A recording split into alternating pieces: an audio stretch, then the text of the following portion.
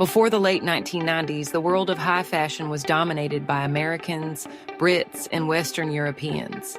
Runways, magazines, and campaigns were almost entirely their stage, tall, sun-kissed, familiar faces that defined beauty for decades.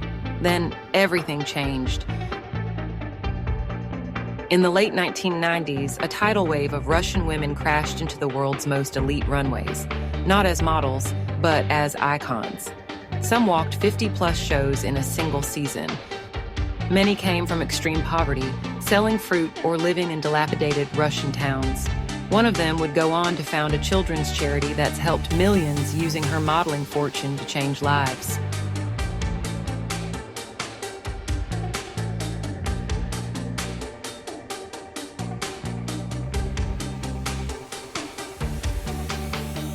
When the Soviet Union collapsed in 1991, the country opened overnight, politically, economically, culturally.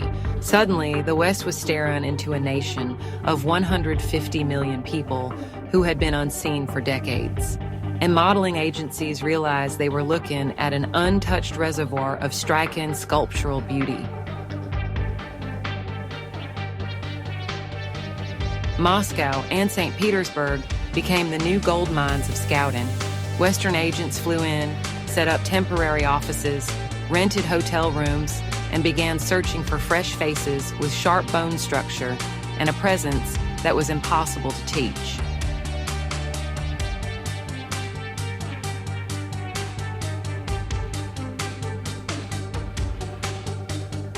But long before the Russian invasion of runways became headline material, one woman had already cracked the door open, a woman whose story is almost stranger than fiction.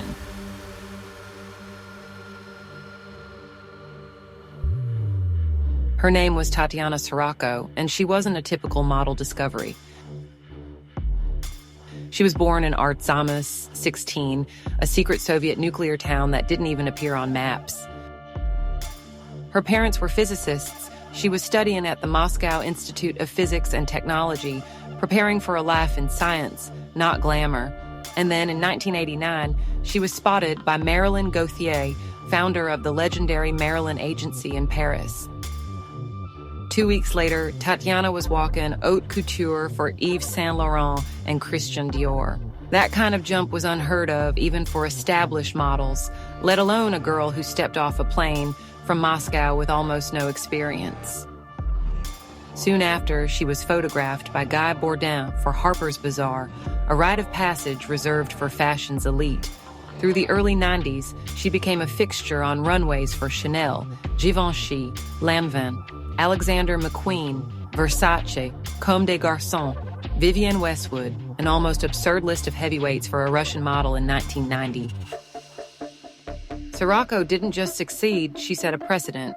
Designers were stunned by her discipline, her elegance, her ability to shift from couture severity to editorial sensuality. She became the industry's proof that Russian women were not only beautiful, but also capable of the professionalism and presence required at the very top level. She cracked open a door that had been locked for decades, and after her, agencies realized Russia wasn't a gamble. It was a jackpot waiting to be mined. This early opening changed everything. By the mid-90s, scouting networks were fully active across Russia and the former Soviet states. Agencies hunted for faces that could stand out in a world already dominated by superstars. And they found them. Girls with cheekbones sharp enough to cut glass, eyes that look carved from ice, and a kind of quiet intensity shaped by the harshness of post-Soviet life.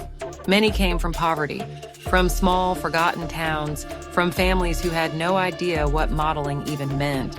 They arrived in Paris or Milan with barely any English, tiny suitcases, and a work ethic forged from survival.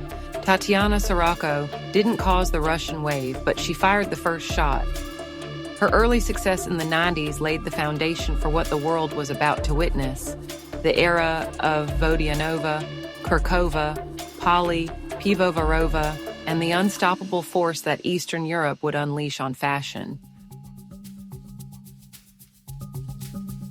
This chapter of history isn't just a prelude, it's the ignition point of a transformation the industry never saw coming. The stage was set, the scouts were hunting, and Russia was about to rewrite the standard of beauty for the next decade. If you felt this moment, subscribe to ICONELLE, share this video, and follow me on Instagram, where I upload daily updates on the latest iconic fashion moments. Tatiana Sorokko may have been the first Russian woman to plant her heels on the world's most elite runways, but she didn't walk alone for long. After her quiet but powerful breakthrough in the mid-1990s, moving from a secret Soviet nuclear town to the ateliers of Yves Saint Laurent and Vivienne Westwood, the floodgates opened. What came next was not a trend, but an era, a relentless wave of Russian talent that reshaped fashion's idea of beauty almost overnight. Natalia Vodianova was the first to truly shake the world. Raised in harsh poverty in Nizhny Novgorod, she sold fruit from a street stall as a child. Then, at 17, she boarded a plane to Paris. Viva Models signed her instantly, and fashion never recovered. Campaigns with Calvin Klein and Gucci followed. But what cemented her place as a legend was her heart. Founding the Naked Heart Foundation and using her fame to rebuild playgrounds and support vulnerable children across Russia. Right behind her came Natasha Polly, the runway assassin from Perm. At just 15, she entered a local modeling contest and didn't even win first place. Yet within a few years, she would become one of the most booked models of the 2000s. In 2004, she walked 54 shows in a single season, moving like a sharpened blade down the runway. Her walk was so precise, so powerful, it became a reference point for the entire industry. Eugenia Volodina added fire to the wave. Discovered at an open casting in Kazan, she caught Steven Meisel's attention, the fashion equivalent of being chosen by the gods. Vogue Italia covers followed.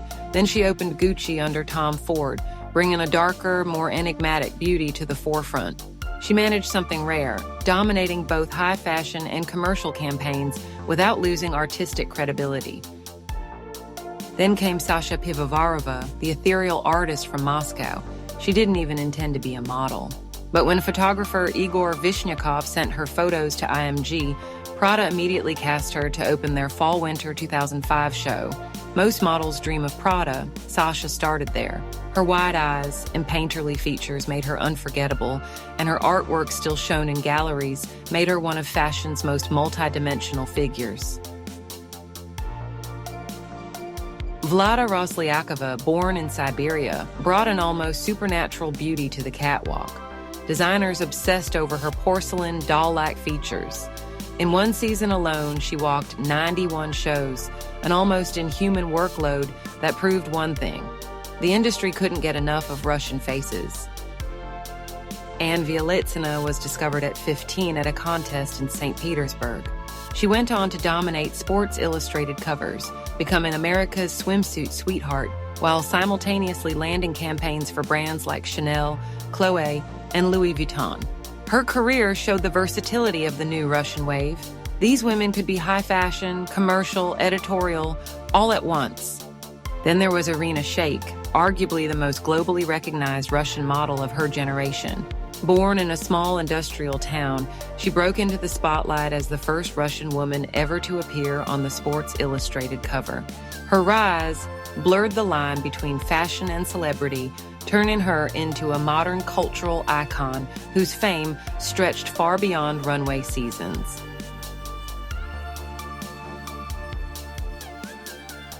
Anna Selezneva brought a quieter kind of power, the elegance of old couture mixed with modern precision. Dior, Prada, Chanel, Balmain. She walked for all of them, her aristocratic features making her one of the most refined faces of the late 2000s. Together, these 10 women didn't simply enter the fashion world, they rewrote it. But what make this era iconic? It's their refusal to fit the traditional supermodel mold of the 80s and 90s. Their beauty was sharper, more sculptural, more mysterious. Their stories were harder, hungrier, heavier. Their work ethic was unbeatable, and that relentless drive is exactly what made their impact unforgettable. Truly iconic. The rise of this generation of Russian models was iconic, not because of sheer numbers, but because they changed the game. Designers were searching for a fresh, striking aesthetic, and these women delivered a look that was sharp, sculptural, and almost otherworldly, disciplined, yet magnetic. Their journeys were shaped by real hardship, poverty, limited opportunities, and the pressure to survive. Every success felt earned, every runway step a triumph over adversity. Unlike models who were confined to either commercial or editorial work, many of them bridged worlds, walking for Gucci and Prada, one season, dominating commercial campaigns or Victoria's Secret shows the next. This versatility made them invaluable, sought after, and impossible to ignore. Beyond their individual success, they reshaped the industry itself. Agencies flooded Eastern Europe to scout new talent, and the definition of beauty expanded. Their presence wasn't temporary. It redefined standards, opened doors, and left an indelible mark on fashion forever. But truly, what makes them iconic? Their rise from hardship to the world's biggest runways, their courage, and the way they redefined beauty forever. Subscribe to ICONELLE to uncover more legendary stories, and follow us on Instagram to witness every iconic moment. Poor girl selling fruits on the street. It's true, and I know, trying to survive. That's what I was doing.